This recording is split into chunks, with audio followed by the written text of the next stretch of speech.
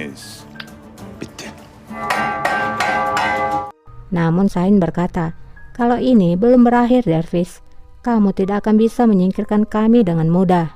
Sen öyle kolay kolay kurtulamazsın. Di istana, Qasem sedang melamun. Raja lalu mendatanginya dan berkata, apakah kamu merasa kesal mengenai lukisanmu? Qasem pun menjawab, masa lalu tidak lagi membuatku kesal. Tempatku di sini sekarang, berada di sisimu. Apa yang membuatku kesal adalah masa depan kita. Raja pun bertanya, apa maksudnya ini? Qasem pun berkata, malam itu, dukun itu berkata bahwa kesembuhan harus dibayar mahal. Raja pun bertanya, berapa biayanya? Qasem pun menjawab, kamu akan berjalan di atas bara api sepanjang hidupmu. Kamu akan berduka untuk setiap orang yang kamu cintai. Namun aku tidak akan menyesalinya. Sebaliknya, aku akan melakukannya lagi. Tapi aku hanya takut kehilangan dirimu. Raja pun menjawab, jangan takut untukku. Dukun itu juga mengatakan padaku kalau Mustafa akan mengambil tahta. Tapi tidak ada satupun yang tahu akan masa depan.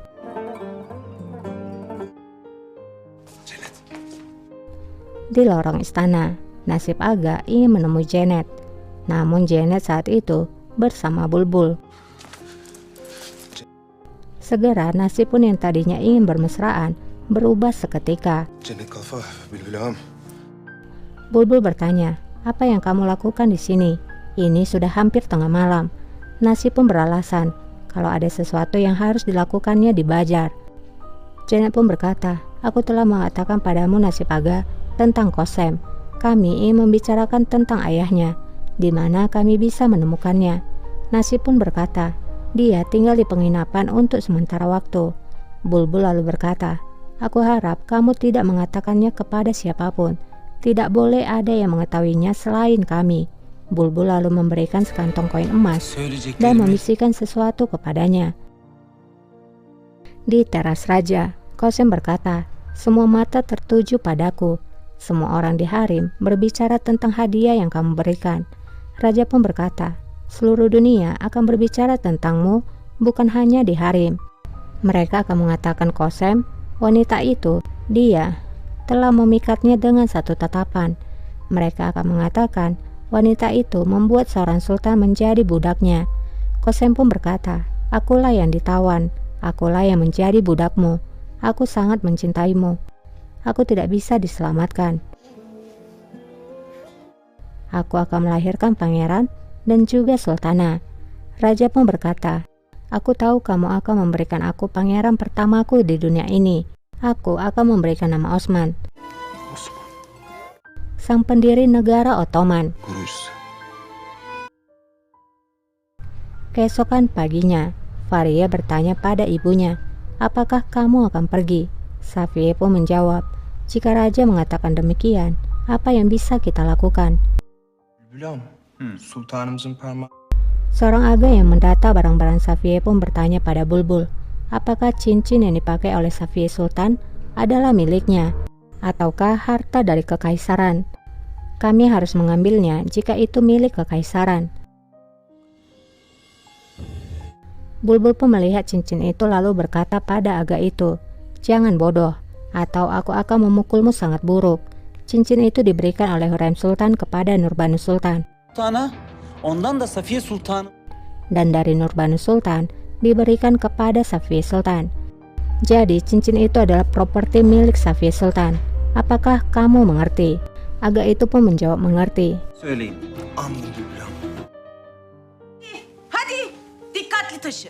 Qasem datang menemui Janet. Ia pun bertanya pada Janet, apakah Janet marah padanya. Janet pun menjawab, apa yang kamu harapkan? Kami akan pergi ke istana air mata untuk menghabiskan seluruh hidup kami. Terima kasih kepadamu dan selamat kepadamu. Meskipun kamu tidak memiliki seorang pangeran, kamu telah dianggap menjadi seorang sultana. Kami mendengar bahwa raja telah memberikanmu banyak hadiah. Qasem pun menjawab, sebenarnya aku sangat bahagia kalau kamu akan pergi.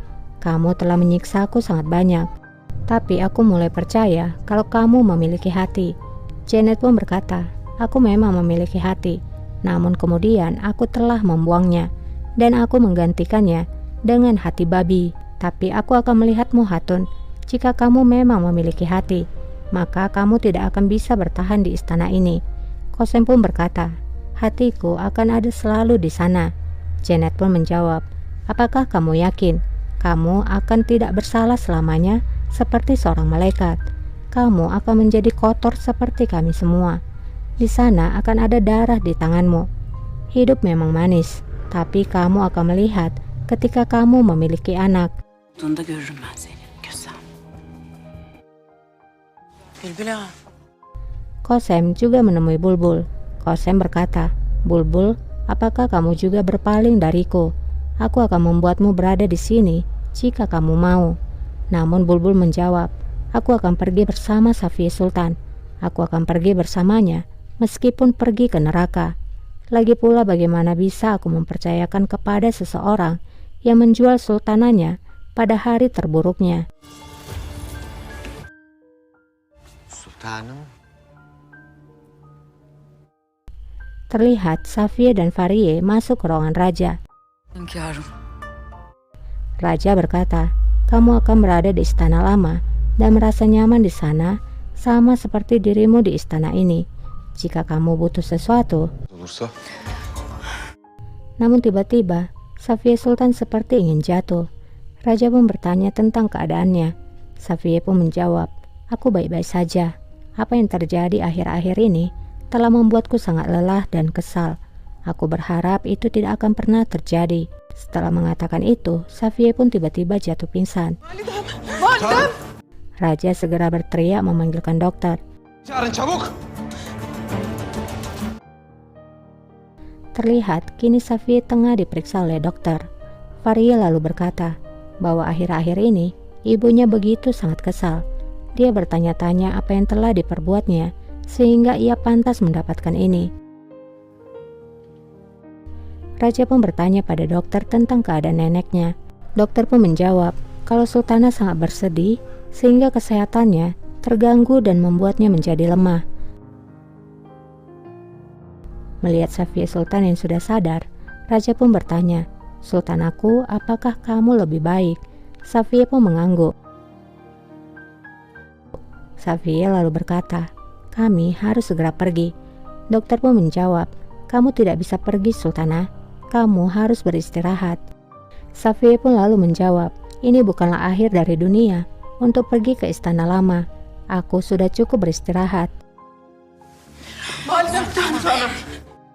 Saat Safiye bangkit, semua anggota Safiye pun melarangnya. Handan nampak sangat kesal karena ia tahu ini adalah alasan agar Safiye tidak pergi dari istana. Fariye lalu nampak memohon kepada raja.